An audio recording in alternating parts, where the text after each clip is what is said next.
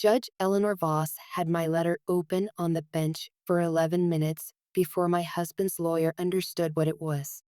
I know it was 11 minutes because I was counting. The way I count everything. The way 16 years of keeping someone else's books teaches you to count. Grant sat at the other table in the gray suit I'd bought him for our 10th anniversary, elbow on the wood, looking bored the way rich men look bored when they think a room already belongs to them. His lawyer, Todd Bracken, had just finished telling the court that I was, in his words, a woman who has not held a real job in over a decade, and Grant had leaned toward him and said, loud enough for the first 3 rows to hear, she organized some paperwork. That's not running a company. A few people near the back laughed, the nervous kind of laugh people do in courtrooms when they don't know if they're allowed to. I didn't laugh. I didn't flinch either. I sat with my hands folded on the table the way I'd practiced for 3 weeks, and I watched Judge Voss's eyes move down the page in front of her, and I thought about the 16 years of numbers that had led to this room. Because what none of them knew, what Grant had never once bothered to ask, was that the folder in front of the judge held every single one of those numbers. And numbers don't get embarrassed. And numbers don't forget who wrote them down. Welcome back to Quiet Ledger Stories, where the ones who kept the receipts finally get the last word.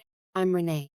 If you've ever been the one who did the real work while somebody else took the bow, stay with me, because this one is for you. Drop a comment and subscribe before we start, because you're going to want to remember how this ends. I need to take you back almost 2 years before the courtroom, because to understand why a folder of bank statements could undo a man like Grant Callahan, you have to understand who I was in that marriage, and who everyone let him become. I'm a certified public accountant. I kept my license active every year of my marriage, even after I stopped using it for anyone but my own family, because some quiet part of me always suspected I'd need it again someday. I met Grant when I was 26, working at a mid-size accounting firm downtown, and he was 28, running a construction company he'd started 2 years earlier with a used pickup truck and a business card he designed himself. Callahan built construction.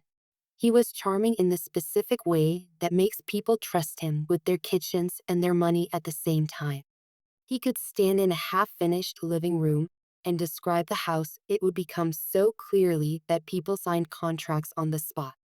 I fell for that same gift. I want to be honest about that, because this isn't a story about a woman who married a monster. It's a story about a woman who married a talented man and then spent 16 years being the reason his talent didn't go bankrupt. The company was drowning when we got engaged, though I didn't know how badly until after the wedding. 2 crews, 3 trucks, and a set of books kept in a spiral notebook and a shoebox of receipts.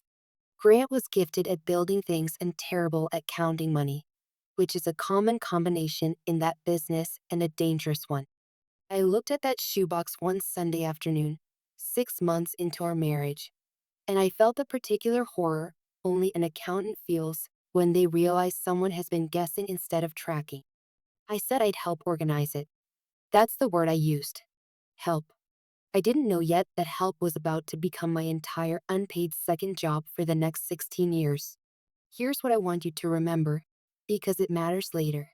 In year 3 of our marriage, a recession hit and 2 of Grant's biggest clients folded on him mid-project, owing him for materials he'd already bought.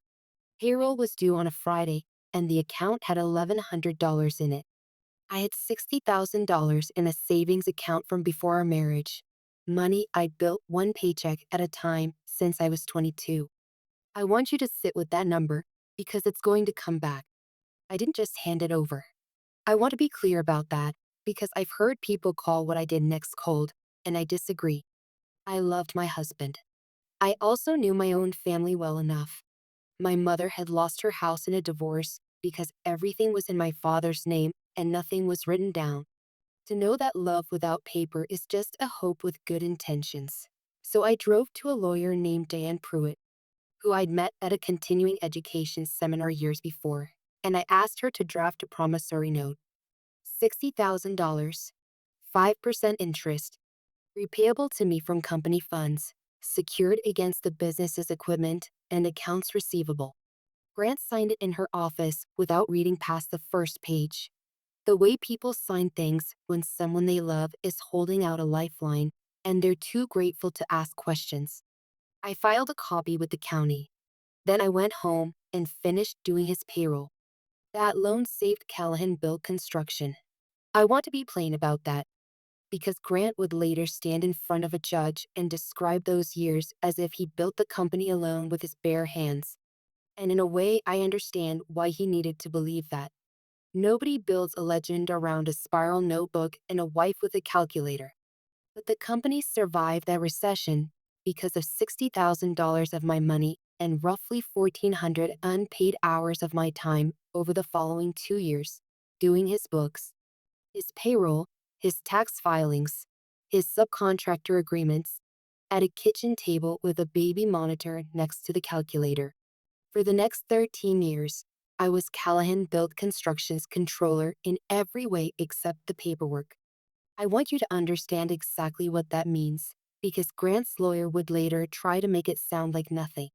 I filed the quarterly payroll taxes. I negotiated with 3 different banks for lines of credit, using my own credit history because his was a mess from the recession years. I built the pricing spreadsheets his estimators still use today. When a subcontractor threatened to sue over a missed payment in year 9, I was the one who sat across from that man's lawyer and worked out a settlement that kept us out of court. Grant was the face at the job sites, shaking hands, signing contracts, being exactly as charming as the day I met him. I was the reason there was still a company underneath the charm. He never put me on payroll as an officer.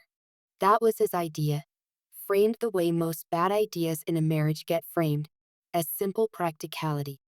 It's cleaner for taxes if I just run it as sole owner and you help informally, he told me, in our 4th year, and I believed him, because I trusted him, and because I genuinely thought the paperwork didn't matter between 2 people who loved each other.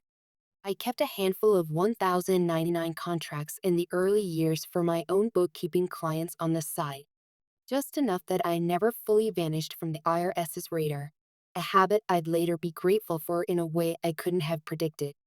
But for most of our marriage, on paper, I didn't officially work at Callahan Built at all. I just quietly ran it. Our son Jack came when I was 30. Our daughter Lily came when I was 33. I did the books between nursing sessions and school pickups, the way women in my position have always found a way to do 2 full jobs and call it one. Grant's mother, Pat, used to say I had it easy, staying home with the kids while Grant worked so hard. I never corrected her in front of him. I told myself that was patience. Looking back, it was the same mistake I'd make again and again for 16 years. I kept score honestly and quietly, and I let everyone else keep score however flattered them most. By year 12, Callahan Built had 4 crews, a real office, and a reputation as the best framing and remodel outfit in 3 counties. Grant started getting invited to speak at the Chamber of Commerce. A local paper did a profile on him titled Self-Made, with a photograph of him standing in front of a half-built house with his arms crossed, looking exactly like a man who'd never once needed anyone's help. I sat at our kitchen table and read that article twice, the way I read everything twice, and I felt something small and cold settle behind my ribs that I didn't have a name for yet. I know the name now. It was the beginning of the end, and I just couldn't see it yet because I was too busy reconciling the March bank statement. If you've ever built something for someone and watched them take the whole bow alone, you already know the feeling I'm describing, and you already know it doesn't stay quiet forever. Comment below if you've been there, and stay with me, because the cracks were about to show. The first real crack came in year 14, though I didn't understand it as a crack at the time. Grant hired a new office manager named Danielle Reyes, 29 years old, sharp with a phone and a calendar, hired specifically, Grant said, so I could finally step back a little. I remember feeling relieved. I remember thinking, foolishly, that this was Grant finally noticing how much I carried. He started staying later at the office. Weekend site visits became weekend planning sessions. He bought a new truck without asking me, which wasn't like him, because for 13 years, every large purchase had gone through a conversation at that same kitchen table. When I asked about it, he said the business was doing well enough now that we didn't need to run everything past each other like it was still year three. I remember thinking that sounded almost reasonable. I remember not liking how easily I talked myself into it. The second crack came from his mother, though she likely didn't mean to hand it to me. At a birthday dinner for Jack, Pat leaned over the cake and said, low enough that she probably thought only I'd hear it, Grant's finally got a team around him that actually understands the business. I smiled and cut the cake and didn't say a word, but I drove home that night doing the math I'd avoided doing for months. The way you avoid a lump until it's too large to explain away is nothing. The third crack wasn't subtle at all, and it wasn't handed to me by a person. It came from a photograph. Our family shared a cloud photo album, the kind that automatically pulls in pictures taken on any device signed into our account. Mostly so Lily's school photos and Jack's baseball games ended up in one place. One Tuesday night in late spring, I was scrolling through it looking for a picture of Lily's science fair project, and a screenshot appeared that didn't belong there. Synced by accident from Grant's phone the way technology occasionally, mercilessly, tells the truth nobody meant to share. It was a text thread, Danielle's name at the top. I won't repeat what it said, because some things you don't need repeated to understand them.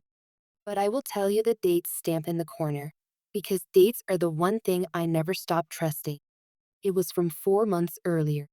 I sat at my kitchen table, the same table where I'd built pricing spreadsheets and negotiated with subcontractors and signed a promissory note for $60,000. And I felt the old reflex rise, the one that wanted to march into the bedroom and demand an explanation right then. While I was still raw enough to say something I'd regret, I didn't do that. I want you to understand why, because it's the single decision that mattered most in this whole story. I closed the album. I didn't cry, not that night. I've learned that crying too early tips your hand, and I had spent 16 years learning not to tip my hand before I understood the whole ledger. I went to bed, and I lay awake next to a man I had loved and financed and defended for 16 years. And I made a decision that felt less like anger and more like arithmetic. I was going to find out exactly what I was dealing with before I said a single word. I started small, and I started careful, the way any good audit begins. I still had partial access to Callahan Build's accounting software from years of running it. A login Grant had never bothered to revoke, because why would he? I was his wife.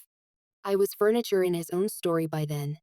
Invisible in the way people who do the real work always eventually become invisible to the people who benefit from it. I began pulling reports quietly, late at night, after Grant and the kids were asleep. Nothing dramatic. Just numbers lining up against other numbers. The way I'd done for 16 years. Except this time, I wasn't looking for a payroll error. I was looking for him. What I found first was small enough to dismiss if I'd wanted to. 3 invoices, all from the same 6-month window, all for mid-sized remodel jobs, all missing from the deposits column where they should have landed. Not stolen exactly, not yet provable as anything but sloppy bookkeeping, except Callahan Built's bookkeeping hadn't been sloppy in 13 years. Because I was the one who'd made sure of that. I made a note. I didn't act. I kept pulling threads the way you're taught to in an audit, one loose end at a time, never grabbing before you know what you're holding. The bigger thread came from something almost boring, which is usually how the real evidence arrives. Our state's business registry is public. Any person with an internet connection can search it for free, which is a fact most people never think about until they need it. On a Sunday afternoon, while Grant took the kids to a baseball game, I searched Grant's name out of nothing more than habit, the way you check a chart before rounds even when the patient seems fine. A company came up I'd never heard of. Ridgeline Premier Builds LLC. Registered 14 months earlier. Listed officer, Grant Callahan. Listed manager, Danielle Reyes. I sat with that for a long time. I want to be honest that my hands were not steady that afternoon. Not because I was surprised about Danielle. I'd already made peace with that particular wound in the privacy of my own thinking, but because of what a second company meant sitting next to the first one. A company like Callahan Built doesn't need a second company unless someone wants a place to put money where a wife, or a judge, or an IRS auditor won't think to look. I called an old colleague from my accounting days, a forensic accountant named Marcus Yee, who had worked beside for 4 years before I left the firm to help save my husband's business. I didn't tell him everything that first call. I told him I needed a professional opinion on a business valuation question, off the record, as a friend. He agreed to look at what I sent him, and 2 days later he called me back. And the first thing he said wasn't hello. It was, Renee, where did you find this company? Over the next month, working carefully, never all at once, never leaving a trail Grant could notice, Marcus and I built a picture that made the missing invoices look like the opening line of a much longer story. Ridgeline Premier Builds had won 6 contracts in 14 months, all mid to large remodel jobs, all of them the kind of high margin work that used to automatically go to Callahan Built. 2 of those clients had originally called Callahan Built's main office line, according to the call logs I could still see, and had been quietly redirected to Ridgeline instead, told the crews were fully booked. The company Grant had spent 16 years letting me build in the background was being slowly hollowed out and rebuilt one contract at a time under a name that had never once heard my voice on the phone. And the woman managing the new company's books was the same woman whose name had shown up on that screenshot 4 months before the LLC was even formed. If you're the kind of person who likes solving the puzzle before the story tells you the answer, here's your question. Why would a man drain his own company right before he had any legal reason to? Sit with that for a second, because the answer came to me a full 3 weeks before I could prove it, and it changed everything about what I did next. Type, I see it, in the comments if you've already guessed, and stay close, because the papers were coming.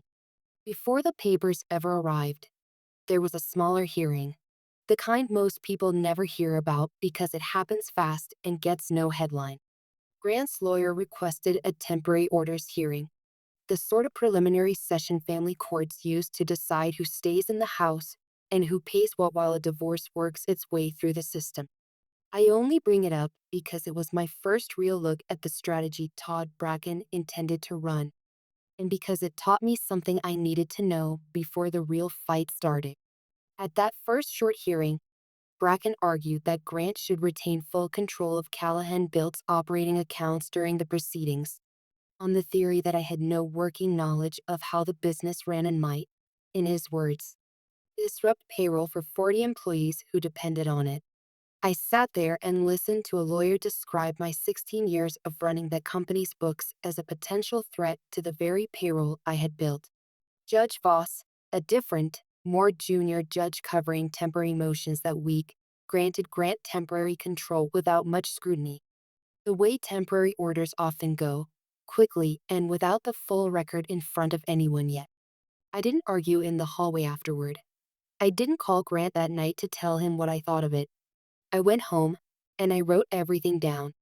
The date, the ruling, the exact language Bracken had used, and I added it to the same notes file where I'd already recorded the photograph and Pat's comment in the driveway. It was one more thread, and I was learning to let every thread sit until the whole rope was strong enough to hold weight. That small early loss turned out to matter more than it seemed at the time, because it was the moment Grant's side got comfortable. Men who believe they've already won stop being careful.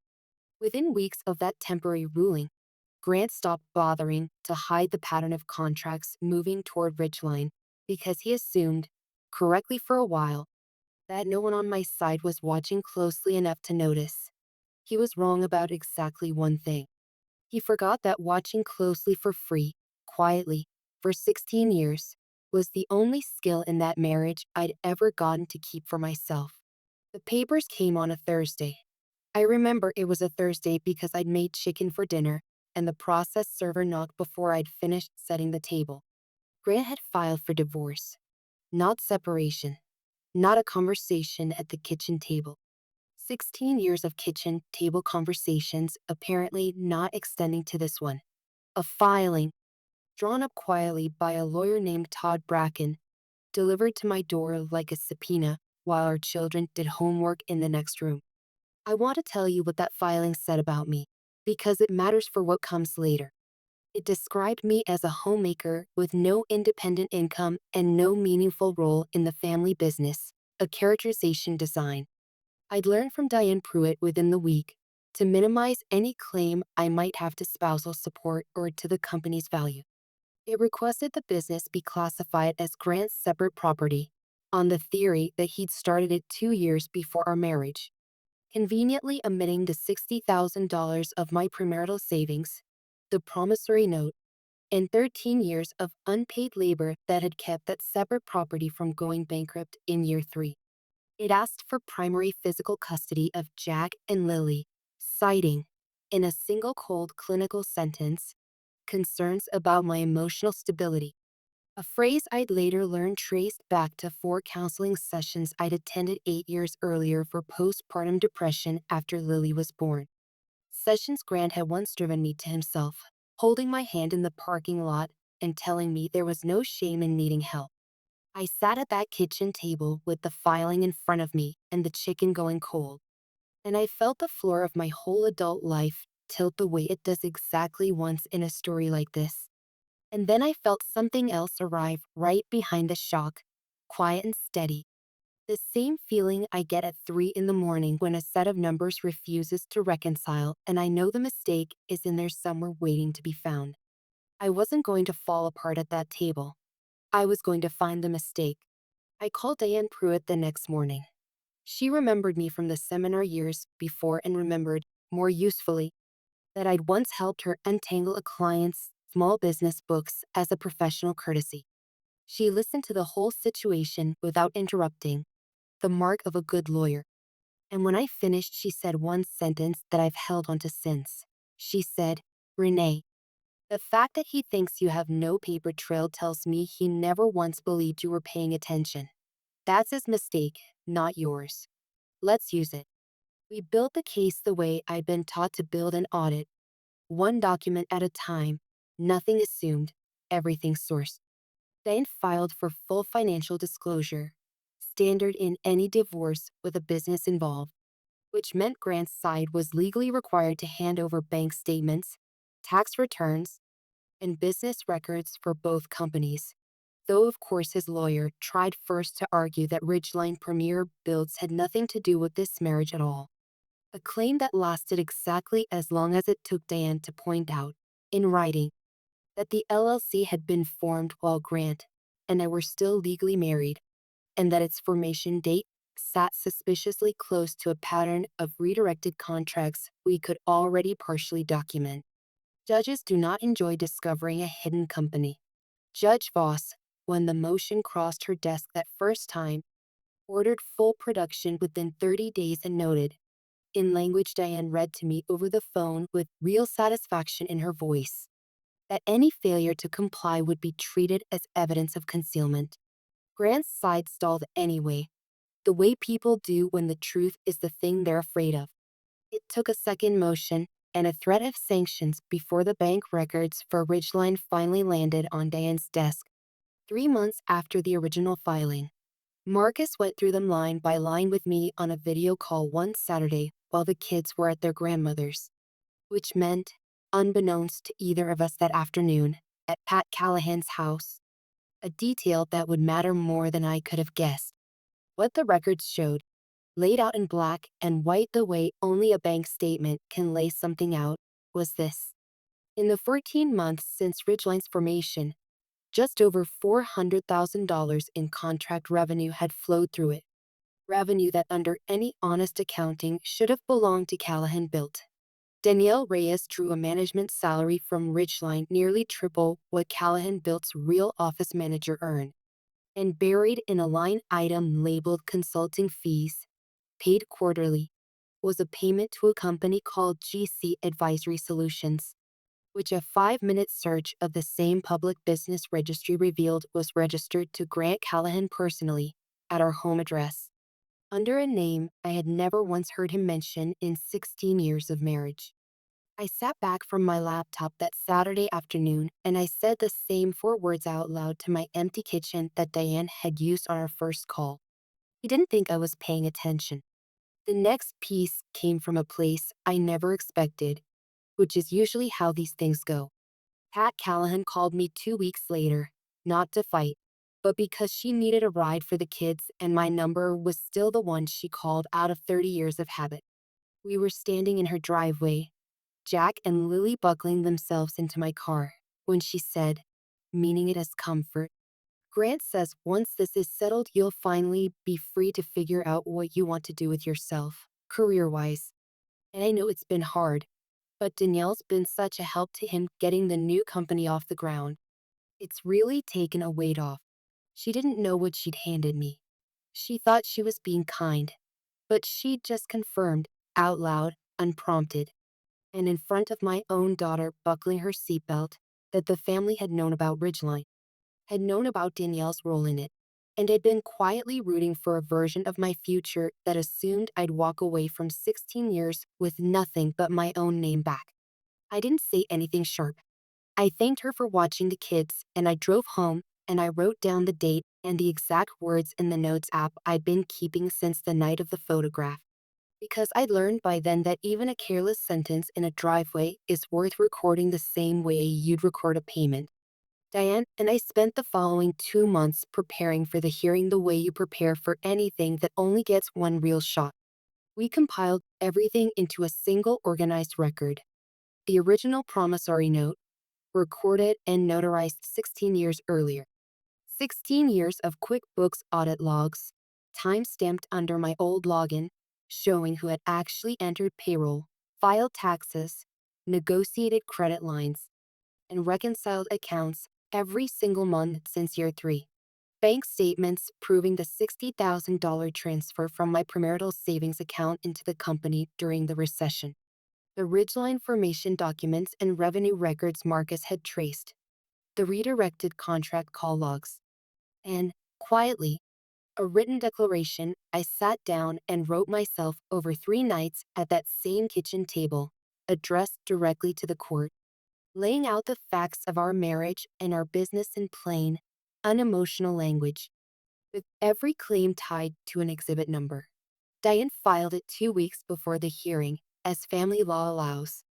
A sworn declaration entered into the record for the judge to read in her own time, in her own chambers, long before anyone ever raised their voice in a courtroom.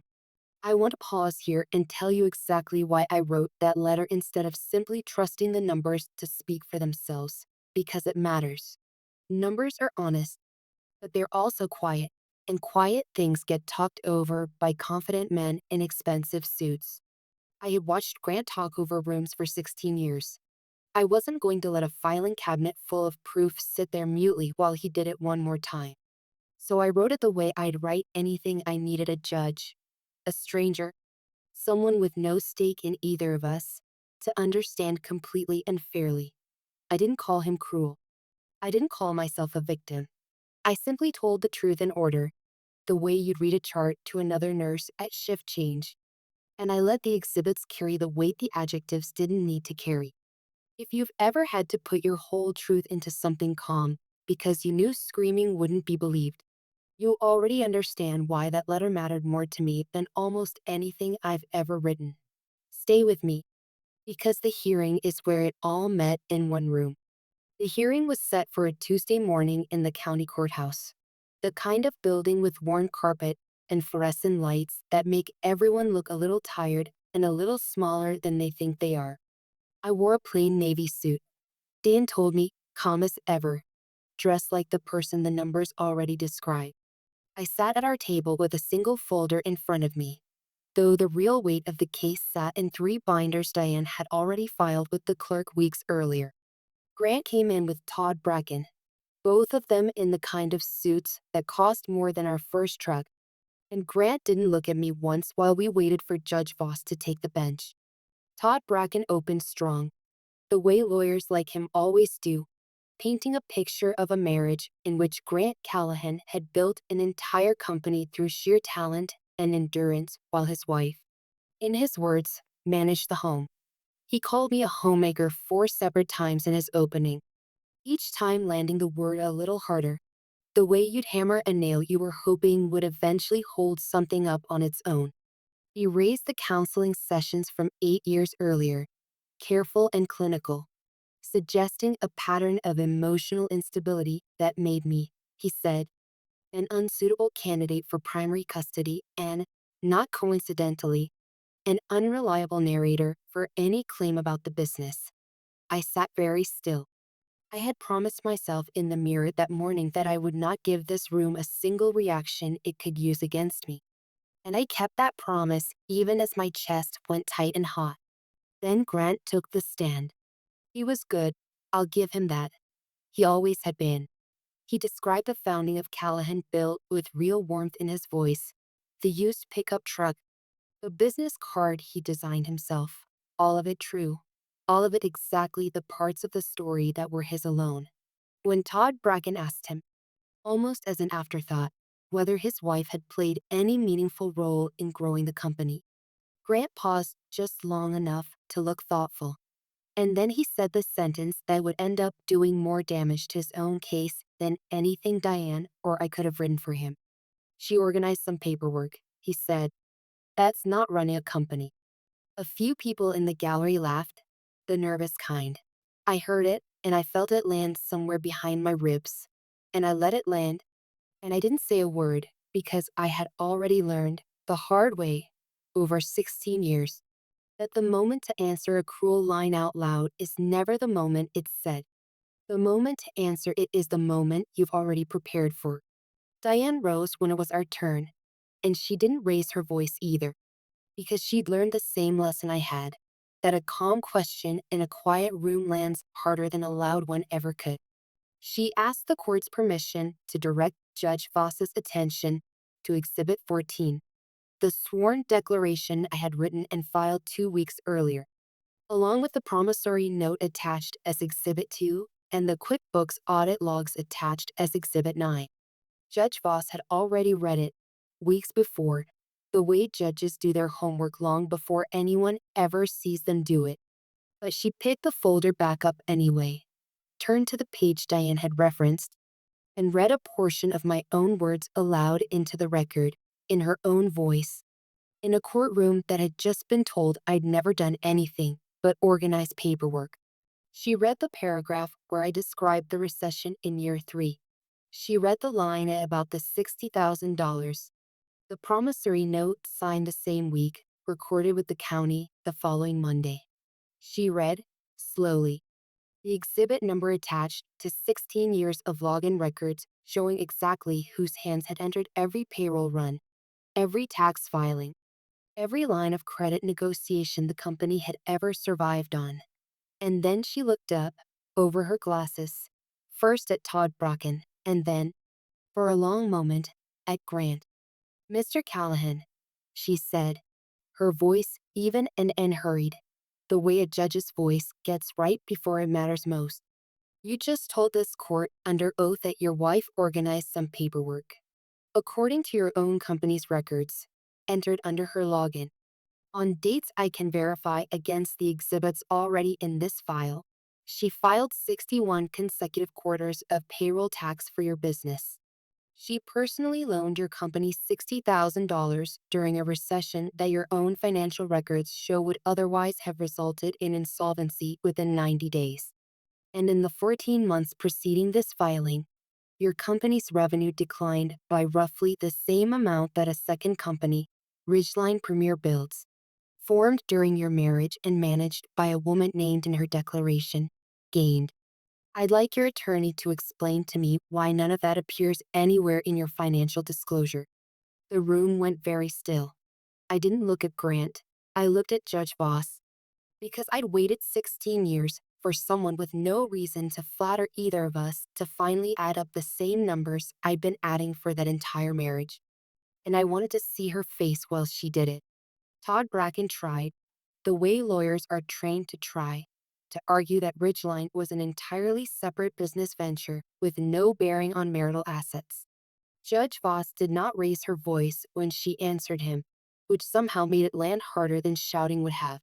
She noted that the LLC had been formed during the marriage, that its formation date fell within weeks of a documented pattern of redirected client contracts from the marital business, and that under the law of our state, that made it, at minimum, a matter for full accounting as part of the marital estate, regardless of what name was printed on its paperwork. She ordered an immediate freeze on Ridgeline's accounts pending a full forensic valuation to be conducted, she specified, by a court-appointed accountant with access to both companies' complete records. Grant's face, when I finally allowed myself to look at it, had gone the particular gray that comes over a confident man the moment he understands the room no longer believes his version of events. He didn't look at me either. He looked at his own lawyer, the way people do when they've just realized the story they'd been telling themselves for months was never going to survive contact with a stranger who had no reason to be kind to it.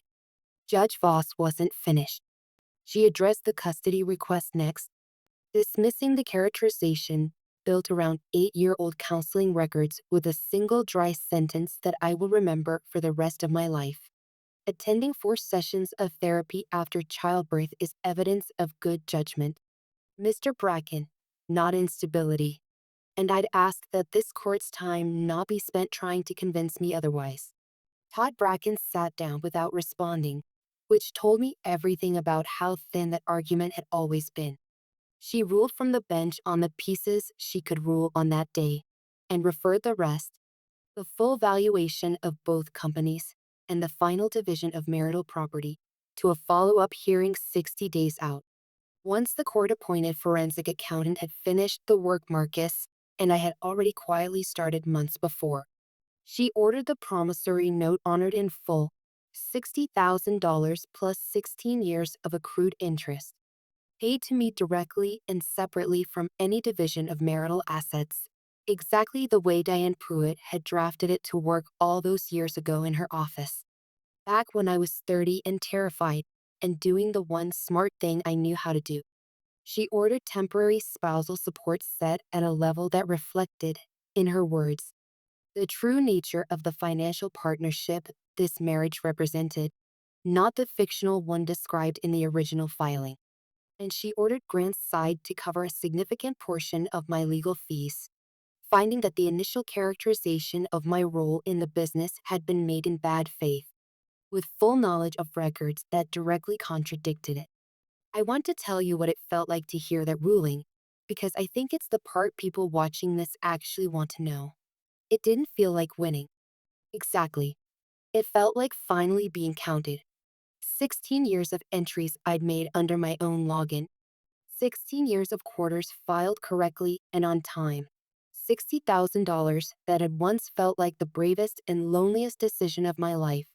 All of it had just been read into an official record by a stranger in a robe who had absolutely no reason to be kind to me, and every reason to simply believe the paper. That's the thing about a ledger. It doesn't need you to be liked. It only needs you to be right. If you've ever needed someone with no stake in your life to finally look at the facts and say, out loud, this is what actually happened, you understand exactly what that moment was worth to me. Comment below if you've been waiting your whole life for someone to finally read the whole ledger. And stay with me, because there's more to how it ended. The 60 days that followed weren't dramatic in the way courtroom television makes divorce look. They were slow and paper-heavy, which is how real justice usually arrives, one document and one signature at a time.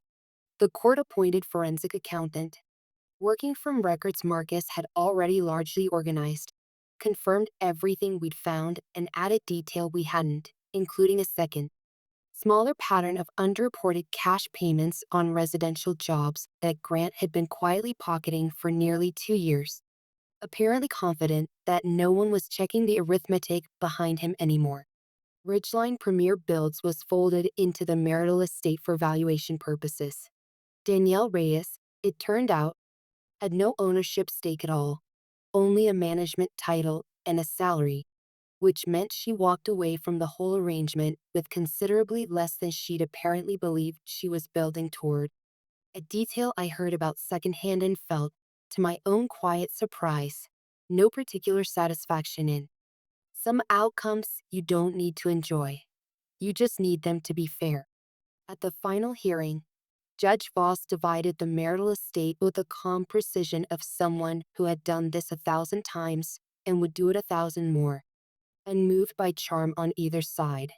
Callahan Built Construction was valued with Ridgeline's diverted revenue added back in, which meant its true worth was considerably higher than the number Grant's side had originally offered, and I received a fair share of that value, plus the promissory note repayment, plus spousal support calculated on the real income of a real business rather than the fictional one his filing had first described.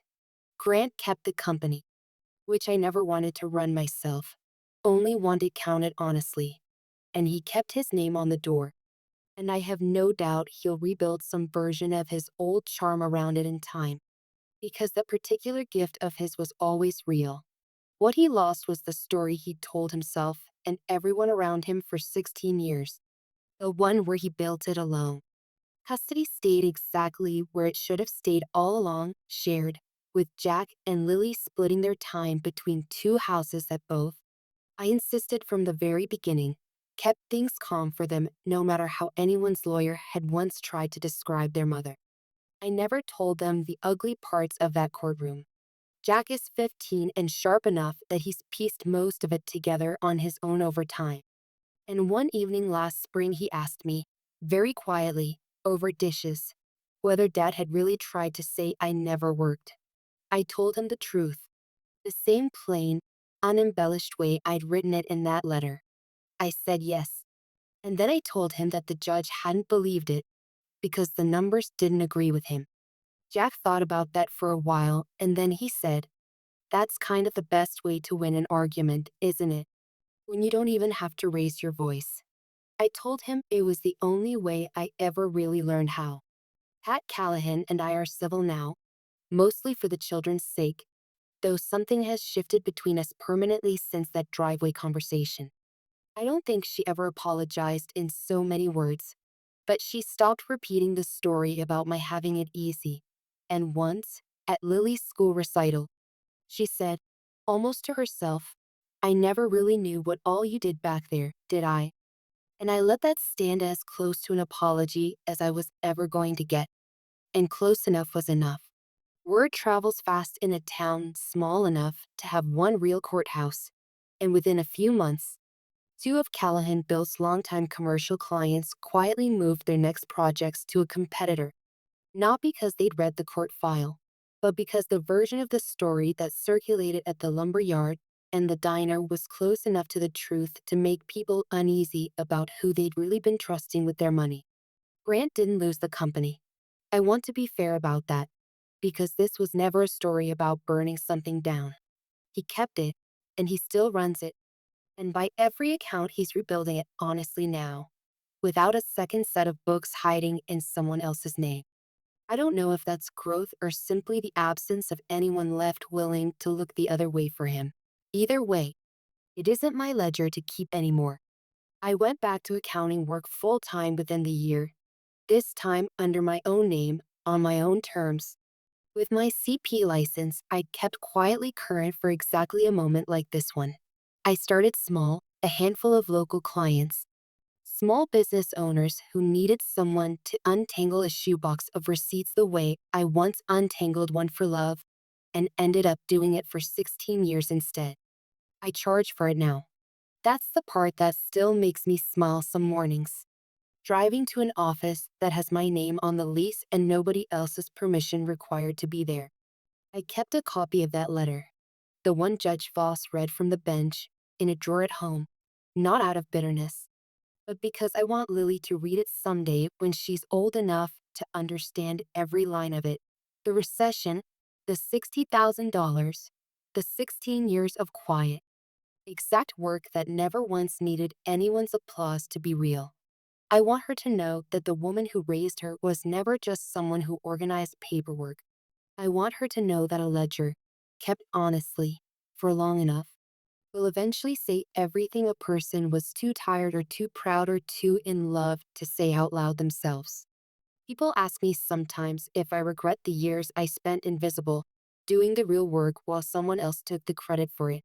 I tell them the truth because by now you know that's the only way I know how to answer anything. I don't regret the work. I regret how long I let someone else write the story about who did it. The moment I started keeping my own record, quietly, patiently, without asking anyone's permission to be believed, was the moment the whole thing finally became mine to tell. A marriage, like a business, runs on trust, but trust without a record is just a hope wearing a nicer name. I will never again mistake someone's confidence in a room for evidence of anything. And I will never again let a man who calls 16 years of payroll paperwork be the last word on what I built. If you've ever been the one who kept the real books while somebody else kept the applause, I hope this reminded you that your name belongs on the ledger too, whether anyone else ever bothered to write it there or not. Tell me in the comments if you've ever had to prove, on paper, what someone tried to erase out loud. Share this with the person who's been quietly keeping score for far too long without anyone counting it back to them. And subscribe to Quiet Ledger Stories, where the truth always balances, even when it takes 16 years to close the books.